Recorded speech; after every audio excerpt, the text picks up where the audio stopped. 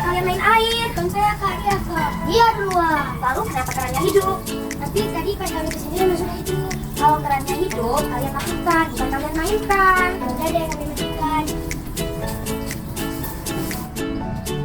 Gimana ya caranya supaya teman-teman tidak lupa mematikan keran air? Ah, aku punya ide!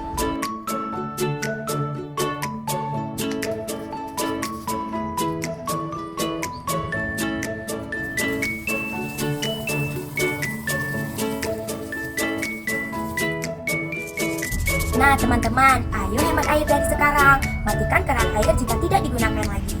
Save water, save life, and save the world.